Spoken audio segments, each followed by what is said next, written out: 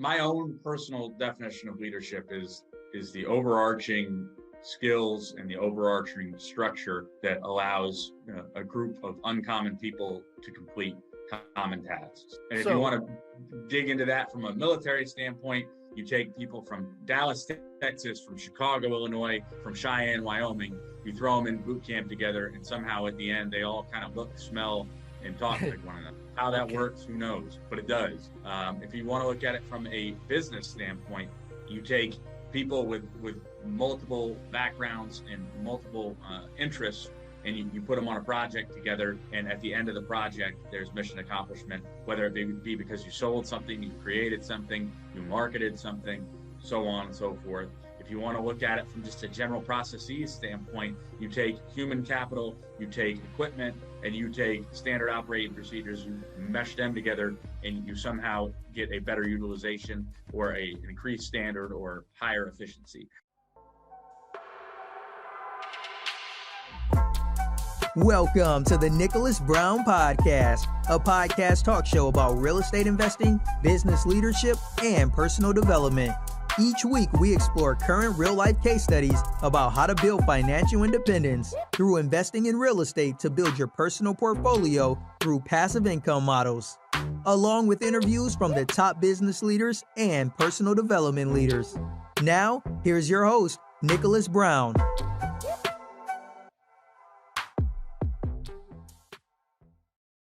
Welcome to the show, ladies and gentlemen.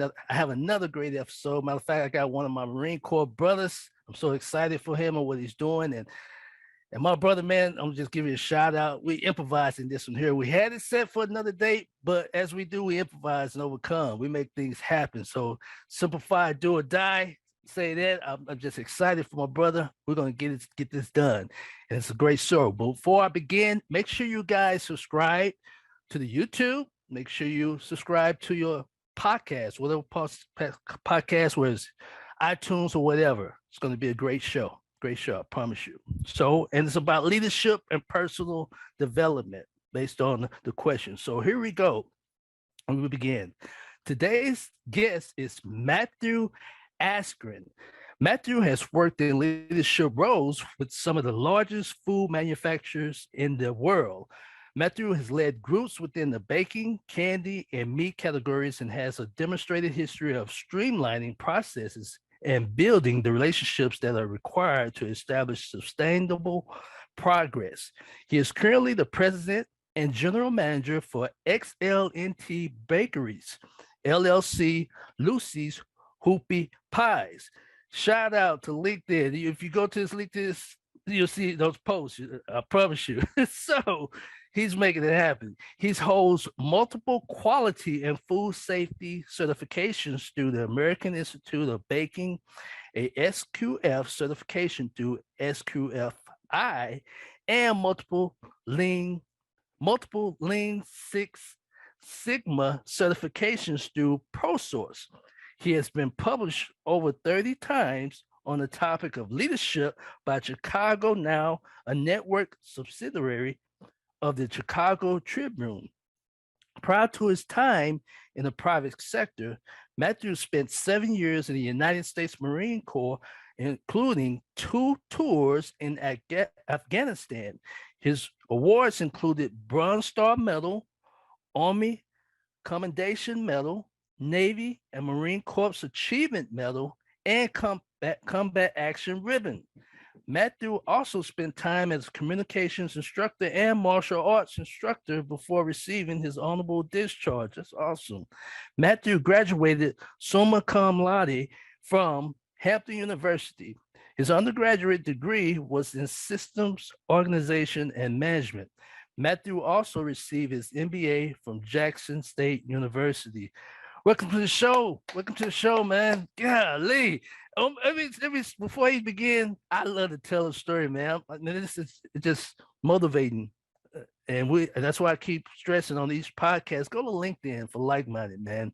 And this inspired me, Matthew. Whether you're a leatherneck or whatever, man, inspired me your accomplishments and your journeys. So this podcast It's normally, as I say, ladies and gentlemen, if you're listening or watching, it normally takes 20, 25 minutes. But by rereading his accomplishments and his journeys, where he's going, I got more questions to ask him because it's about personal development and leadership. And man, I got to get you for another episode. I see now because we may just get deep here about life and the journey and overcoming your ups and downs. Am I correct? You've had some ups and downs, correct? Without question. Hey, and for you, we can do 2, we can do 3, we can do 4. Whatever you need, please. Whatever you need, I'm here for you. That's like awesome. You said, semper fi, do or die. That's right. Do it.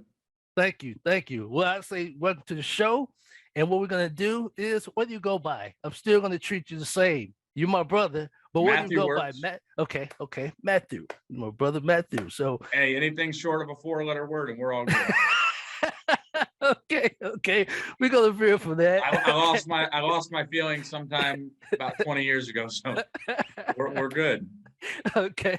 Yeah, okay. Keep your bearings, as we say. Okay, we'll go from there. On this show here, we deal with 3 things, Matthew. We deal with motivation, what inspire you to move. So motivation, teaching, and perspective. But this is going to be a little bit both, because we want to talk about leadership. You're a natural leader. We're going to talk about personal development, because I believe that ties into that. You're developing yourself, personal development. So we're going to talk about, not go back too far, but I want to talk about what motivates you to go to the Marines, because I see you got great history. Thank you for your service, sir. Thank you.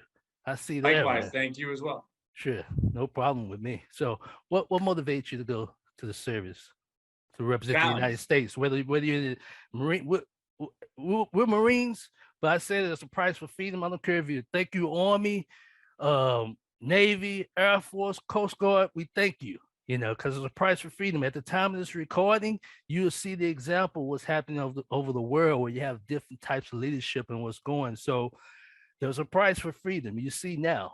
And do you agree? Wholeheartedly. Okay. Somebody's got to write that check. Somebody's got to sign it. That's right. You and I, we signed it. That's right. But me personally, it was natural, because this is my home in the United States. But there's a price for freedom. There's a price to do for that. So I appreciate your service. But what got you to go to the service, or the service period? I know you got the Marines. We're first to go, last to know. We on top. Now I can talk mine now. But what got you to go to the service? Hey, well, so I grew up the son of a Vietnam veteran. I grew up the grandson of a World War II veteran. Wow. The great grandson of a World War I veteran. Really? So that has always been a possibility. That has always been a part of the equation, based on when I was born and things like that. You look at September 11th. Yeah. That happened while I was in high school. And that had an indelible impact, I think, on all of us. But I mean, at that age, it is, if you already were considering possible military service, September 11th, and then what soon followed with both wars that went on, it was a natural progression for me. Sure. But as for why the Marines, I think that was your original question. It was about military period. But you just military period was about the call to service, the patriotism. Yes. What had happened on our land, why the Marines specifically was about the challenge. And then, once you get into something, you got to get in all the way, knee deep, right? So you can't dip the toe in the water. You got to dive head first. We can use whatever cliche fits at the moment. So that was my mentality, and I look back on it now. In my case, we're talking about almost 20 years ago. I think if I did the math, closer to 18 or 19, but who's counting? Give or take. And so, making that decision proved to be a catalyst for many big things in my life, because what it allowed was for me to fully understand leadership and management. And that is something that I've been able to take forward with me, because I often tell people that who I am and how I am was formed by my parents. But with that said, where I honed my leadership and management style was with the United States Marine Corps. So then there's a common theme there, right? My parents were very faithful. Sure. both to their family, to their country, and obviously to God. And in the core, we often talk about God, core, country, right? That's Or right. God, it Yeah, probably should first. be God, country, core, but we mess it up a little bit. But so there is a thread that runs through both of those that allowed me to kind of have a linear path, and that linear path was to leadership, to management, and to relationships. I still am in very close contact with many of the people that I serve with. I often don't go more than 2 or 3 weeks without seeing in person somebody that I serve with. Really? That's awesome, man. That's strong. And some of that has to do with geography. Like I'm not, that's a real component to things. I currently Sure. live in North Carolina, where there happens to be, a gajillion veterans. You're in Texas, there's a gajillion veterans. So if you're somewhere where there's just not a lot of those, then obviously, that may not be the case. But I would tell you that probably every about 2 to 3 weeks, I'm seeing somebody that I served with. That is and awesome. I'm seeing them in a social setting. I'm seeing them in a professional setting because I do business with some of them. Okay. I'm seeing them in a get right way because we've got to make sure that mentally and emotionally we get them right. Right. And that's where having a community, a tribe, some might even call it, of folks that you serve with, folks that get you, is beneficial. And again, that comes back to a leadership and a management style that is based in relationships. Right. Okay. So you dealt with leadership, management, and relationships. I wrote those three. Is that correct? Leadership. I think they all play off of one another in different ways. Right. They tie in together. So let me ask you this.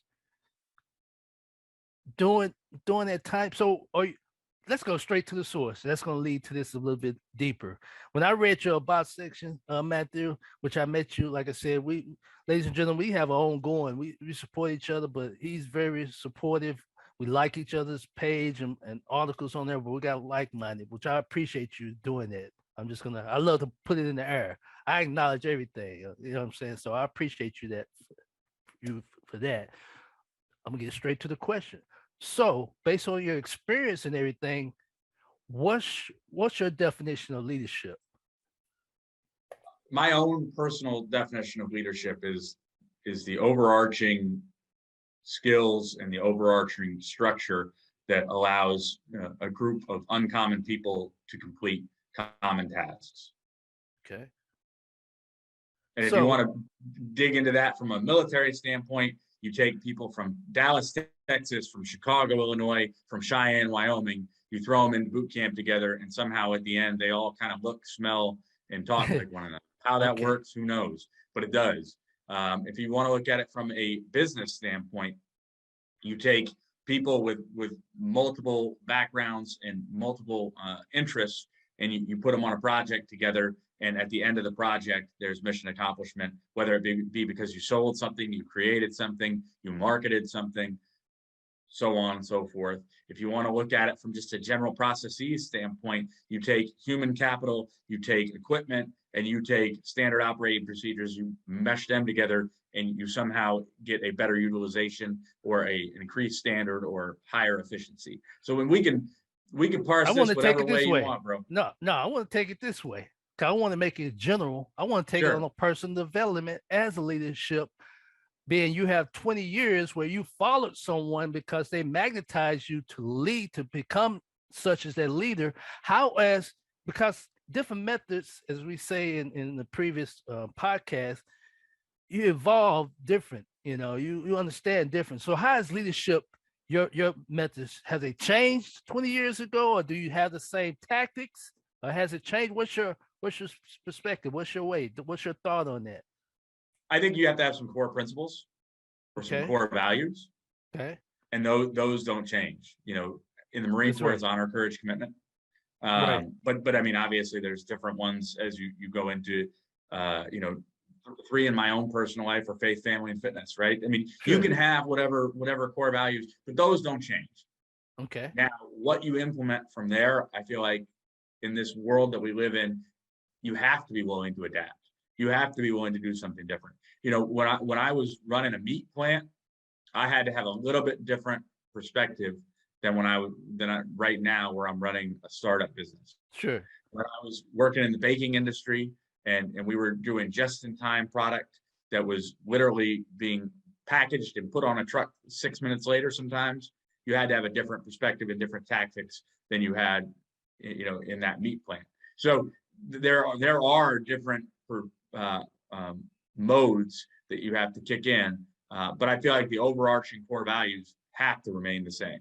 And that's why I like to do campaigns. When I ran the plant 1 year, our campaign as a team was speak in specifics, because we had recognized that we had really smart people, we had really experienced people. But do you know why things fell apart? Because we talked about everything in a general way. Okay. For whatever reason, we didn't want to break down.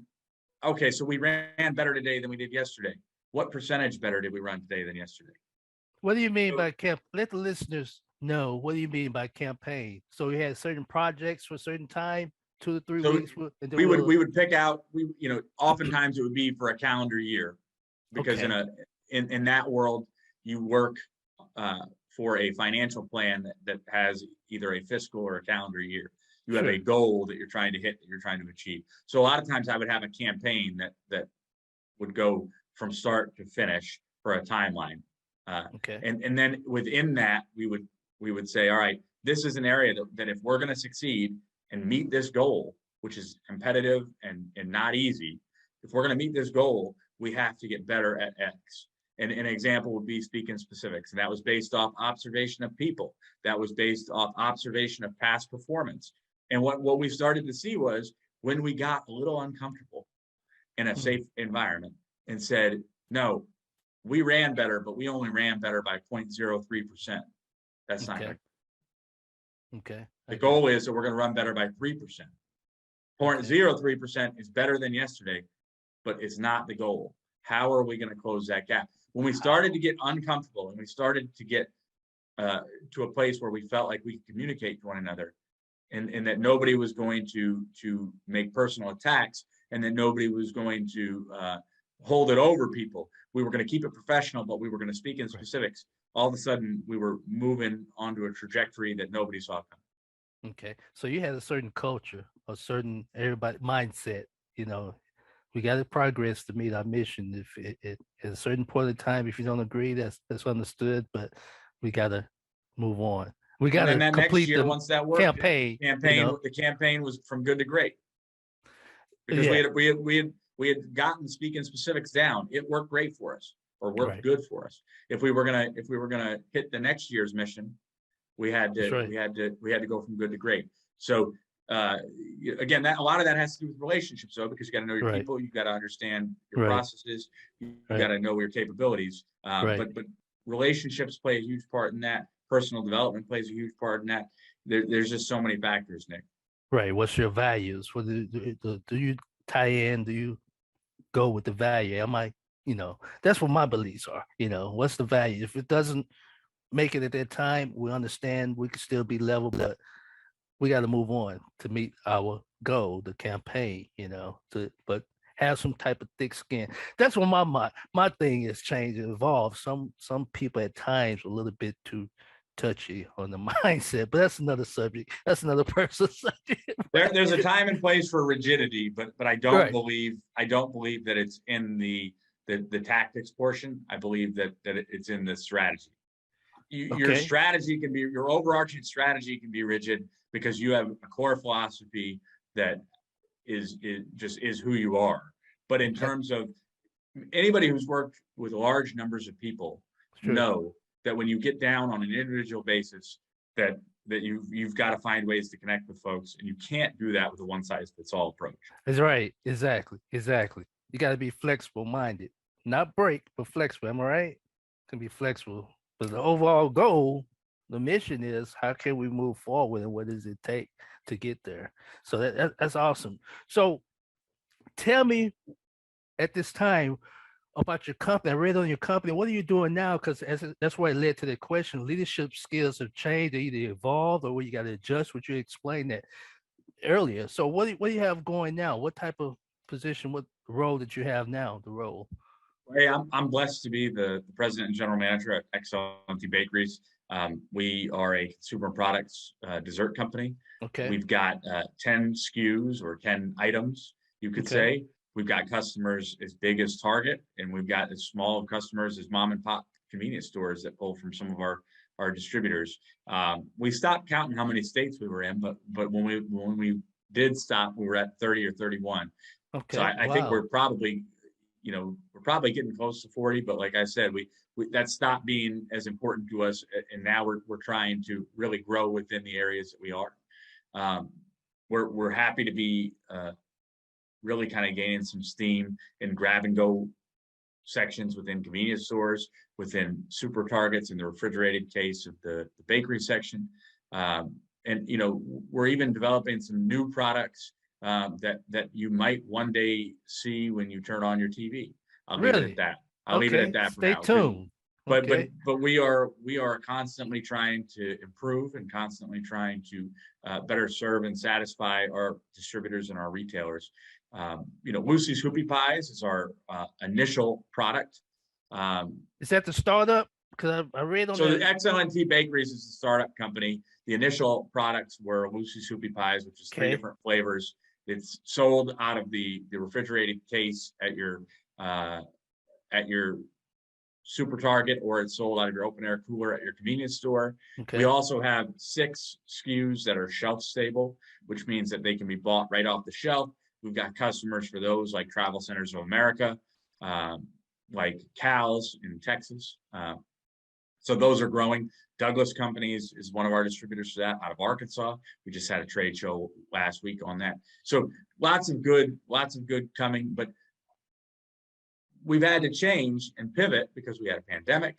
I've had to change and I've had to pivot because, hey, when you're running a meat plant for the largest pork producer in the world, you're going to have a different success strategy than you are when you're running a startup. My goal when I ran a meat plant was to physically do as little as possible. Okay. Because you've got to delegate.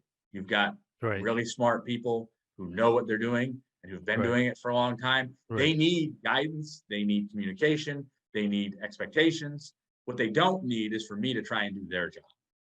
And now in a startup world, of course, you've got to wear about 17 different hats, and you've got to be willing to wear 2 of them or 3 of them at one time if the situation calls for it. So that flexibility that you talked about earlier, if it didn't exist, there's no way that I could be pushing forward in a startup setting, because I would be so stuck on how we did things working for a $15 billion a year company. Wow. I wouldn't be willing to put in the necessary formula to succeed in a startup setting. Man, you made me lose my thought. I had about 2 or 3 questions I had to write about that. But so at this time, let me ask this, because I got to ask, ladies and gentlemen, if you're watching or listening in, I got to ask, are you public, or do you need other type of investors? Because we deal with investing, business leaders, and, personal development, this type of show that I deal with. So I'm going to put it out in the atmosphere. Are you public, or do you look for other investors? So neither. We're Neither. not public. We're not public, nor are we looking for investors. We are funded by a family office based out of Winston-Salem called Southern Spear, which is tied to a bigger investor. I'll just leave it at that. Sure. But so we are essentially single source funded, and we've got a great relationship with Southern Spear, and so that component for us has already happened. We've already gotten our funding. Now it's just a matter of execution. That's where I can. 5 minutes or less. Gotta ask this. You gotta come back on for another episode. I got so many questions for you, but I'm gonna respect your time, Leatherneck. What methods of leadership? How's leadership changed for you, and what works for you best at this time? What methods work for you? Because you done had different types of ways to adjust. What works for you now? What do you suggest? Well, us some some tips, things right? never change. Setting the Okay. example and leading from the front never change. Setting the example and leading from the front. Never Don't change. ask anybody to do anything that you would not be willing to Yes. do or you haven't done.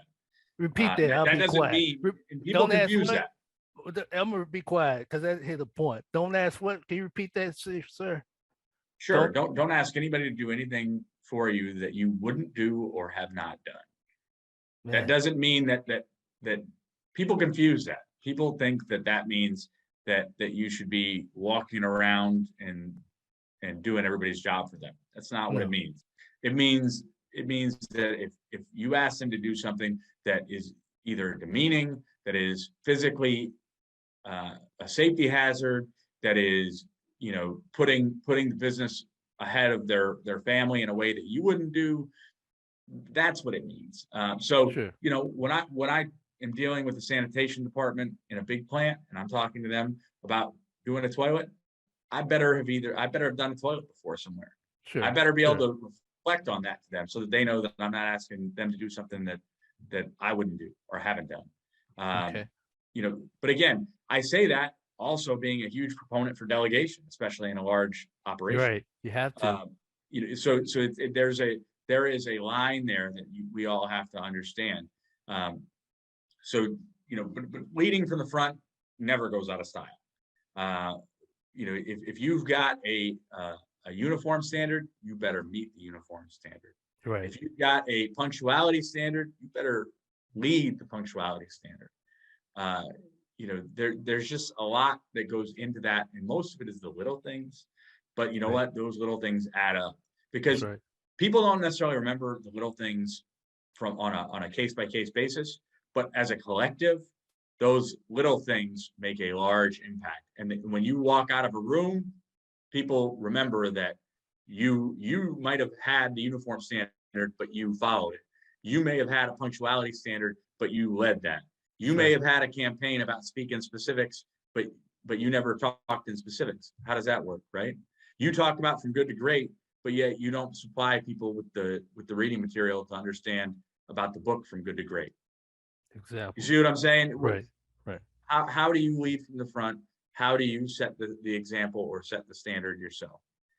And that, once you figure that out, it's a lot easier to have a group of people follow behind you, specifically a large group of people follow behind you, because it will make an impact that a lot of us don't understand until after we leave.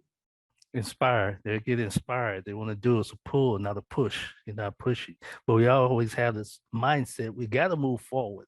My mindset, we got to move forward. We do what it takes, but nothing out of the, as you said before, extreme, that's going to harm you. But the mindset should be move forward, do what it takes to meet that campaign that we are as a whole. Because my saying is be responsible as an individual, but work as a team. So I got to trust you for that position, sir, if you're going to meet our mission. Even if we got to adjust and move back and forward, our overall thought as a team is to move forward to meet our goal in the campaign. Am I correct? Yeah, you're spot on. You know what? You've been doing this for a long time. You know what you're talking about. Sure, man. Yeah, we're gonna do another episode, but I'm about to let you go. So, any last words, or how can they get in contact? Or what you shout out? The floor is yours, sir. Well, hey, first and foremost, look in your open air coolers at your convenience stores and at your super targets, not to be confused with regular Target, super Target only. But look in your refrigerated cases in the bakery there. Grab Lucy's hoopie pies. You'll love them. It's all about the cream, 2 moist cakes, proprietary dairy-based cream in the middle, like nothing you ever had before. If you happen to be in an area that has our shelf-stable products, those are also under the Lucy's banner. Grab them. Can you order them online? You can through Target. Okay. So if you go to the Target website, super Targets, and they can deliver. I'm thinking it depends on your location, and I got you. It's a little bit convoluted, but if you go to the Target website, you look up Lucy's, LUCIE ''S, hoopie pies, hoopie like a basketball hoop, HOOPIE pies. You'll be able to see where your availability is. Okay. But anywhere that's got Super Target, California, Texas, North Carolina, Florida, If they've got a super target, Atlanta, they got a super target, we're there for you. So one more check thing, that. because I got to network with you on the business side, since we deal with LinkedIn and we got LinkedIn listeners and all. What's your ideal client or business partner, or what's the ideal person that you look for to network with or build a business together, that they're tied in with Target or other locations that are tie in with your business? So, and from a business perspective, we absolutely want to find distributors. So if you're a food distributor and you've got retail customers, let's do it. If you are a micro market distributor and you've got office canteens, hey, we're in that world too. If you're a food service distributor and you want a product that goes in a food service setting, restaurant type setting, we've got something for you as well. So reach out on that. Regarding LinkedIn, if you're a like-minded, successful based person, send me a connection request. I'm going to accept it. And let's find a way to put our minds together and generate some ideas. So on a business standpoint, if you're a food distributor, let's talk. If you're a food retailer and you have a distributor, let's talk. On a personal level for LinkedIn, if you are a like-minded, success-based person, send a connection request. I will accept. I'm a living witness. Whether I'm Marine or not, he will do it, ladies and gentlemen. So people work with people like-minded. Law of magnetism, law of attraction. He does that. So that's true. So thanks again, Matthew, for your time on here.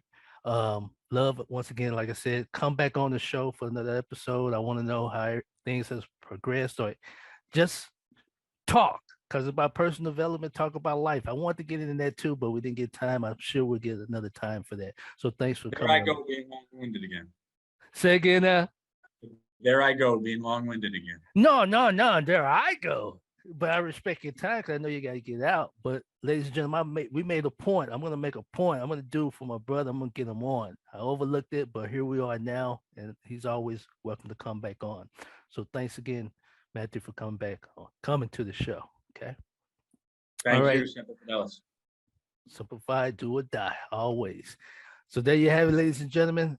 That's the show. That's that show. The episode is a great episode. I want to get you guys reviews on there. What you think? Send us a question. What you want for Matthew? What you want to ask Matthew the next time he comes on?